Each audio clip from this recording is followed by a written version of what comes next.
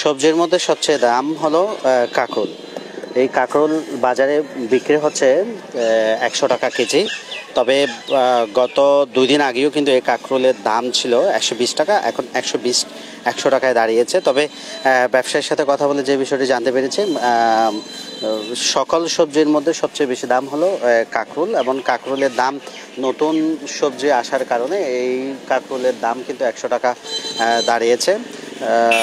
যদি বাজারে বা শ্বাস যদি বেশি হয় তাহলে এই কাঁকরোলের দাম কিন্তু অনেকটা কমে আসবে, তেমনটা এখানকার যারা ব্যবসায়ী আছে তারা জানিয়েছেন। ব্যবসায়ীর সাথে আলোচনা করব, যাতে আজকের সবজির দাম কেমন সে সম্পর্কে আলোচনা করব। হ্যাঁ, আসসালামু আলাইকুম। কাঁকরোলের দাম 100 টাকা হওয়ার কারণটা কি? সকল সবজির সবচেয়ে বেশি দাম হলো কাঁকরোল। এটা নতুন নতুন তাই একটু দাম বাড়তি। নতুন বলতে আমরা বুঝি না, একটু বোঝাই। নতুন বলতে এটা মাত্র নতুন উঠছে কাঁকরোল, কয়েকদিন হয়েছে। এটা দাম বাড়তি 100 টাকা। হ্যাঁ, নতুন কোনো সবজি বাইর হলে দাম বেশি। হ্যাঁ, একটু দাম। এখন কোন কোন সবজির দাম আমরা একটু দর্শকের কাঁকরোল 100 টাকা, পটল 60 টাকা, মরিচ 70 টাকা, চিচিঙ্গা 60 টাকা, ঝিঙ্গা 60 টাকা, কচুরলতি 60, তিত করলা 60, টমেটো 40, লেবু একটা 5 টাকা। সবজির দাম কি বাড়ার কথা আছে নাকি কম?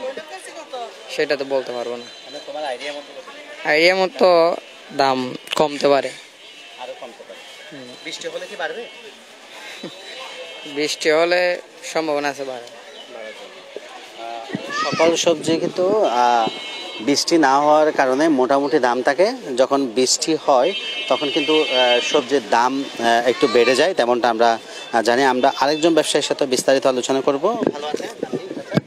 হ্যাঁ, ভালো আছে। আচ্ছা, এখন আপনার কাছে কিছু জিনিস জানতে চাচ্ছি। যেমন বৃষ্টি তো এখন নাই, সবজির দাম মোটামুটি আছে। বৃষ্টি যখন বেশি হবে তখন কি সবজির দাম বাড়বে? হ্যাঁ, বাড়তে থাকবে। কারণে বাড়তে পারে? ওই বৃষ্টির কারণে নষ্ট হয়ে যাবে, এর জন্য। যেখানে 20 কেজি উঠবে ওখানে উঠবে 5 কেজি, তখন বাড়বে। আর না হলে বাড়বে না, রোদ থাকলে। এরপর হাঁটতে হবে। আবার সবজির দামের মধ্যে এখন সবচেয়ে বেশি দাম কোনটা? হাহরলা 100 টাকা এখন চলতেছে। আর সবগুলি তো ওটা কম আসতেছে, এর জন্য মনে হয় সব তো আড়ত দ্বারে করতেছে ওরকম। এটা মনে হয় ওদিকে দাম, এটা রেট করে আনে, এখানে রেট দরে বিক্রি করে। না না, হয় না, ওদিক দিকে আসতে। না, ফ্রিজিং হয় না, সিটাং থেকে আসতে। না না, নষ্ট হয় না। এটা 4-5 দিন থাকবে। না, বাড়বে না, কমবে। যে এখন প্রথমে তো 160 টাকা ছিল, এখন তো কমে আসছে না, 60 টাকা আরো কমবে। এখন 60 টাকা 70 টাকা কমে গেছে, আরো কমে যাবে। এটা না, কমবে। গরম পড়লে খাবে না। পটল আছে মোটামুটি 50 টাকা চলতেছে, 60 টাকা 50 টাকা। একদম কম, এখন কমে যাবে, যে সব শ্বাস কমে যাচ্ছে। আরেকটা বিষয় জানতে যাচ্ছি, যেমন টমেটো আমরা 300 টাকা খেয়েছি, এই টমেটোর দাম কখন? সামনে খাইতে হবে, সামনে বাড়ে যাবে। বর্ষা যখন হবে, বেচতে হলে। এখন 40 টাকা। আর সামনে কত টাকা হবে? সামনে হয়তো পারে 100, 150, 80 টাকা ওরকম হতে পারে। 300 টাকা কি হওয়ার আশঙ্কা? না না না না, গত বছরের মতো না না, হবে তো। প্রচুর বৃষ্টি হতে হবে। বৃষ্টি হলে তারপর একটু দাম বাড়বে। পরিবহন, গাড়ি ঘোড়া চলতে না পারলে বাড়ে যাবে। সবজির বাজার এমন একটা নিয়ম, যেমন বৃষ্টি যখন হয়, জলবদ্ধতার সৃষ্টি হয়, তখন কিন্তু সবজির দাম বেড়ে যায়। আমরা টমেটো এবং কাঁচামরিচ আমরা 200, 250, 300 টাকাও আমরা বিক্রি করা হয়েছে তেমনটা আমরা দেখতে পেয়েছি। তবে সবজির পাশাপাশি যেসব সবজি আছে, বাকি যে সবজিগুলো আছে অর্থাৎ কাঁকরোল, টমেটোর পাশাপাশি যেসব সবজি আছে, কাঁচামরিচ বা অন্যান্য যেসব সবজি আছে, এগুলোর দাম কিন্তু বৃষ্টি যখন বেশি হবে তখন কিন্তু বাড়তে পারে বা আরও বৃদ্ধি পেতে পারে, তেমনটা এখানকার যারা ব্যবসায়ী আছে তারা জানিয়েছেন। তবে আমরা আরেকটা বিষয় তাদের সাথে কথা বলার চেষ্টা করেছি, যেমন কাঁচামরিচ বা টমেটোর দাম কত টাকা বৃদ্ধি পেতে পারে, তখন সেই প্রশ্নের উত্তরে তারা জানিয়েছেন টমেটো 100 পার হতে পারে আর কাঁচামরিচ 100 পার হতে পারে, এতটুকু হতে পারে। আবার কাঁকরোলের বিষয়টা যদি আপনাদেরকে জানিয়ে যাই, যেমন কাঁকরোল বর্তমানে বিক্রি হচ্ছে 80 টাকা, গত এক সপ্তাহে 100 টাকা, গত এক সপ্তাহে আগে বিক্রি হয়েছে 120 থেকে 30 টাকা। তবে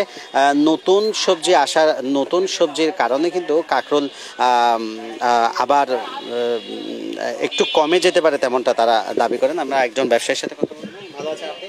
আসসালামু আলাইকুম, কেমন আছেন? কাঁকরোলের দাম কি এই দামে থাকবে নাকি আরো কমবে? কমে যাবে। আরো কমে যাবে। আচ্ছা, আলুর দাম কত? যেমন আপনাদের তো 3-4 ধরনের আলু আছে, কত আলু?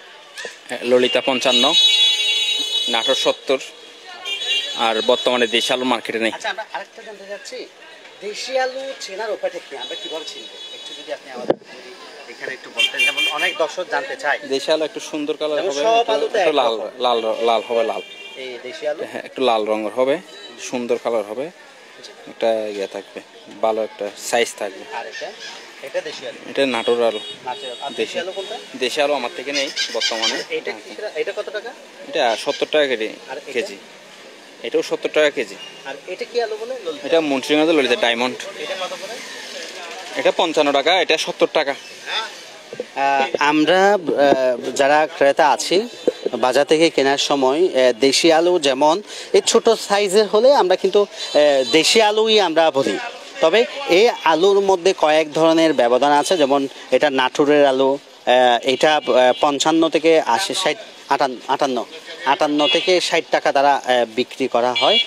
কিন্তু এটা আমরা সবাই বলি দেশি আলু বলে আমরা বিক্রি করি। এবং সেই সাথে যেটা ললিতি আলু, আমাদের স্থানীয় ভাষায় ললিতি আলু বলি, এটা হলো 50 থেকে 45 টাকা করে বিক্রি করা হয়।